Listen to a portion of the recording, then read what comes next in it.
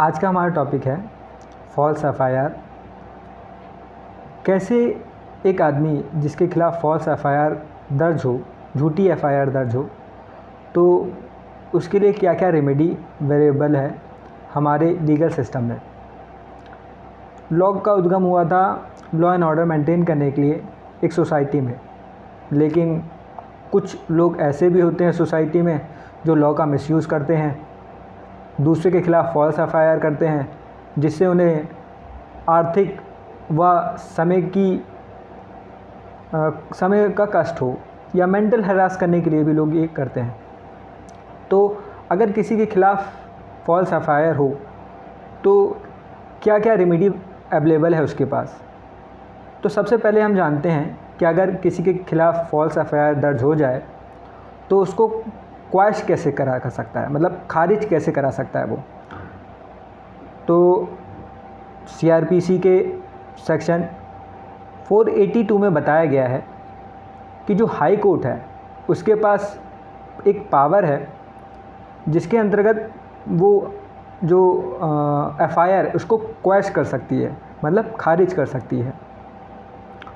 लेकिन इसकी जो गाइडलाइन है वो सुप्रीम कोर्ट के द्वारा दी गई है कि कौन सी गाइडलाइन या कौन सा प्रोसीजर इस्तेमाल करके कोई इंडिविजुअल पर्सन जिसके खिलाफ़ फॉल्स एफआईआर हुआ है वो फॉल्स एफआईआर को खारिज करा सकता है या झूठे एफआईआर को खारिज करा सकता है।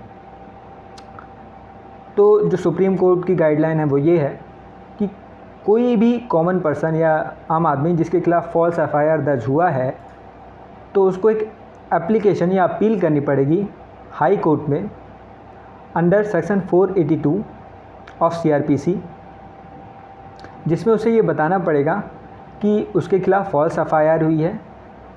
हाँ, तो हाई कोर्ट जल्दी से जल्दी प्रयास करेगा कि उसका जो अपील है वो सुना जाए।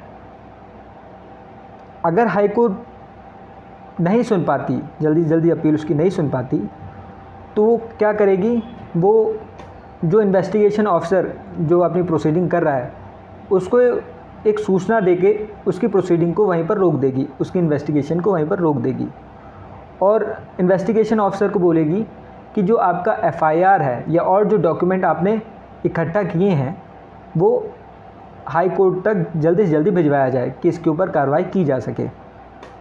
तो जैसे ही वो डॉक्यूमेंट हाई कोर्ट के पास आते हैं तो हाई कोर्ट उसको एग्जामाइन करेगी, जिस पार्टी के खिलाफ़ फॉल्स एफआईआर हुआ है उसकी दलीलें सुनेगी और फिर ये डिसाइड करेगी कि क्या एफआईआर फॉल्स है या जेन्युइन है। अगर वो जेन्युइन है तो उसको खारिज नहीं करेगी, और अगर वो फॉल्स एफआईआर है तो उसको खारिज कर देगी। अब हम देखते हैं कि वो कौन कौन से ग्राउंड बनते हैं जिसमें हाई कोर्ट जो है एक फॉल्स एफआईआर को खारिज कर सकती है। तो सबसे पहला ग्राउंड है कि अगर किसी एफआईआर को पढ़ते मान ही यह समझ में आए कि ये फॉल्स है, या फिर कुछ ऐसा लिखा है जो समझ में ही ना आ रहा हो, या जिसका फैक्ट ही अलग हो और क्राइम ही अलग बता रहा हो, तो उसको उसमें एफआईआर को क्वैश कर देगी। दूसरा ग्राउंड बनता है कि जिसमें ऑफेंस जो है नॉन कॉग्निजेबल हो। नॉन कॉग्निजेबल ऑफेंस और कॉग्निजेबल ऑफेंस दो प्रकार के ऑफेंस होते हैं। कॉग्निजेबल ऑफेंस में पुलिस संज्ञान ले लेती है, और नॉन कॉग्निजेबल ऑफेंस में पुलिस को मजिस्ट्रेट का ऑर्डर चाहिए होता है संज्ञान लेने के लिए। तो अगर नॉन कॉग्निजेबल ऑफेंस है तो उसमें एफआईआर को क्वैश कर सकती है। ऐसे ही और भी ग्राउंड हैं जिसमें जो हाई कोर्ट है वो एफआईआर को क्वैश करती है। अब हम आते हैं कि जो अपोजिट पार्टी है जिसने फॉल्स एफआईआर दर्ज कराई है थाने में, उसके खिलाफ़ कैसे एक एग्रीव्ड पार्टी एक्शन ले सकती है। क्यों? क्योंकि जो अपोजिट पार्टी उसका तो यही मोटिव रहता है, यही इंटेंशन होता है कि सामने वाली पार्टी को परेशान किया जाए, चाहे उसका समय ख़राब करके हो या चाहे उसे आर्थिक रूप से परेशान हो या मेंटल रूप से हैरास करे। तो उसका इंटेंशन यही होता है कि उसको इंजरी पहुंचाए, चाहे मेंटली चाहे इकोनॉमिकली। अब इसमें दो चीज़ बनता है। सबसे पहला ये है कि अपोजिट पार्टी के खिलाफ़ कैसे क्या करें, क्या रेमेडी है, और अगर अपोजिट पार्टी प्लस साथ में उसके पब्लिक सर्वेंट भी इन्वॉल्व हो, जैसे कि थानेदार भी इन्वॉल्व हो या इन्वेस्टिगेशन ऑफिसर भी इन्वॉल्व हो, तो उनके खिलाफ़ कैसे हम रेमेडी ले सकते हैं। अगर तो हम सबसे पहले देखते हैं कि अपोजिट पार्टी के खिलाफ़ कैसे हम एफआईआर फाइल कर सकते हैं, किन किस सेक्शन पे एफआईआर फाइल कर सकते हैं। तो इसमें 2 सेक्शन बैठते हैं, जो कि है 211 of IPC Indian penal code का। तो 211 जो इंडियन पीनल कोड है, इसमें यह बताया है कि अगर अपोजिट पार्टी जो है उसने फॉल्स एफआईआर किया है जिसमें इंजरी हो किसी सामने वाली पार्टी को या एग्रीड पार्टी को इंजरी हो, हाँ, तो उसमें अपोजिट पार्टी जिसने फॉल्स एफआईआर किया है उसके खिलाफ़ कार्रवाई की जाएगी और उसको 2 साल की सज़ा होगी, जिसमें 2 साल की सज़ा होगी, फ़ाइन होगा या दोनों हो सकता है। ये नॉन कॉग्निजेबल ऑफेंस है, मतलब इसमें पुलिस सीधे संज्ञान नहीं लेती, मजिस्ट्रेट का ऑर्डर आने के बाद संज्ञान लेती है। बेलेबल ऑफेंस है ये, और ये इसको ट्राई फर्स्ट क्लास मजिस्ट्रेट करते हैं।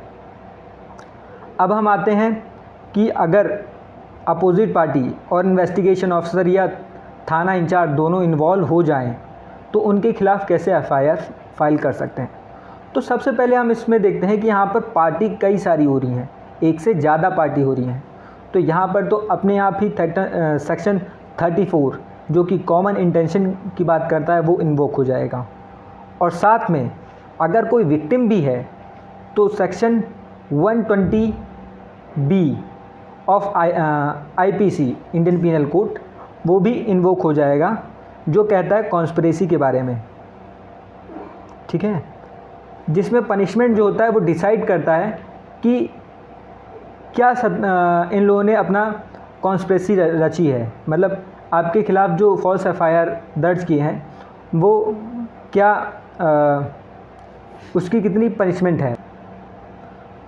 तो कॉन्स्पिरेसी की बात कर रहे थे हम। तो जैसे जो हमारा कॉन्स्पिरेसी है, अगर सामने वाली पार्टी कॉन्स्पिरेसी करती है दोनों मिलके, जैसे हमारे जो पब्लिक सर्वेंट है और अपोजिट पार्टी है, ठीक है, तो ये दोनों जो है, तो इनमें क्या किया जाए, एक इसमें बैठता है section 34, section 120B of IPC, section 168 भी लगता है।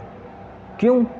क्योंकि जो पब्लिक सर्वेंट है वो भी इसमें इन्वॉल्व हो रहा है, उसमें वो भी इसमें ट्रेडिंग कर रहा है, तो उसका भी प्रॉफिट बनता है। तो यह भी एक पब्लिक सर्वेंट के ऊपर लगता है, जिसमें एक पब्लिक सर्वेंट को सज़ा 1 साल या 1 साल से अधिक हो सकती है, उसमें फ़ाइन लग सकता है। ये tribal by first class magistrate होता है, बेलेबल ऑफेंस है, ये भी एक उसके ऊपर चलता है। और इसके साथ हमारे पास जो सीपीसी है, सीपीसी के सेक्शन 80 के अंतर्गत कोई भी एग्रीव पार्टी जो है वो कंपनसेशन भी मांग सकती है गवर्नमेंट से। क्यों? क्योंकि जो पब्लिक सर्वेंट है वो गवर्नमेंट के अंतर्गत आता है और गवर्नमेंट खुद लायबल है अगर पब्लिक सर्वेंट काम नहीं करती तो। और दूसरी बात यह है कि अगर पब्लिक सर्वेंट जैसे कि जो थानेदार हैं, अगर वो काम नहीं करता, इन्वेस्टिगेशन ऑफिसर जो है वो इसमें मिला हुआ है, तो आप उसके ख़िलाफ़ जो है एक डिपार्टमेंटल इंक्वायरी भी खोल सकते हैं, जो कि सर्विस रूल के अंतर्गत उसके ख़िलाफ़ खोली जाएगी। अब हम आते हैं कि ये सब तो ठीक है, ये आपके पास रेमेडी है, आप एफआईआर कर सकते हैं, पर आप एफआईआर करेंगे कैसे? तो एफआईआर करने के लिए आप सबसे पहले जो सब 154 सीआरपीसी में आप एक आवेदन दे सकते हैं थानेदार को, 154 क्लॉज 3 में आवेदन दे सकते हैं एसपी को, 156 में आप आवेदन दे सकते हैं मजिस्ट्रेट को कि आपकी जो एफआईआर के ऊपर या आपका एफआईआर दर्ज किया जाए, ठीक है। अगर थानेदार नहीं करता तो आप करेंगे एसपी को आवेदन, अगर एसपी नहीं करता तो आप करेंगे मजिस्ट्रेट को आवेदन।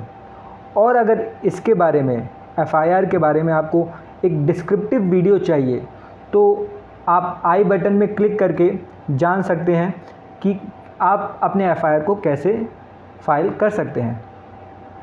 अब दूसरे आते हैं हम डिपार्टमेंटल इंक्वायरी। डिपार्टमेंटल इंक्वायरी कैसे आप खुलवा सकते हैं किसी पब्लिक सर्वेंट के बारे में, या कोई थानेदार हो या एसआई हो, तो उसके खिलाफ़ कैसे आप डिपार्टमेंटल इंक्वायरी खुलवा सकते हैं। डिपार्टमेंटल इंक्वायरी खुलवाने का यह प्रक्रिया है कि अगर कोई पुलिस ऑफिसर है तो उसका जो हायर ऑफिसर होगा उसको आप अपनी कंप्लेन या सूचना द्वारा, नोटिस द्वारा दे सकते हैं, जिसमें आप पूरी अपनी सूचना देंगे कि आपने क्या आपके साथ क्या हुआ जब आप थाने गए, हाँ, या कैसे आपके साथ आपका एफआईआर दर्ज नहीं हुआ, या किस प्रकार से फॉल्स एफआईआर में पब्लिक सर्वेंट ने पार्टिसिपेट किया। तो ये सारी सूचना आप उसके सीनियर अधिकारी को दे के उसके खिलाफ़ डिपार्टमेंटल इंक्वायरी खोल सकते हैं।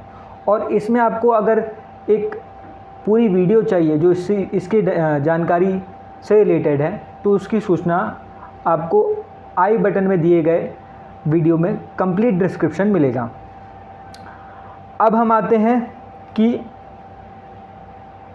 अगर आपको कोई और दिक्कत परेशानी है तो उससे कैसे आप डील करें। तो अगर आपको कोई दिक्कत परेशानी आ रही हो अभी भी इस टॉपिक में, तो आप हमें कांटेक्ट कर सकते हैं, जो कि कांटेक्ट नंबर दिया गया है डिस्क्रिप्शन में।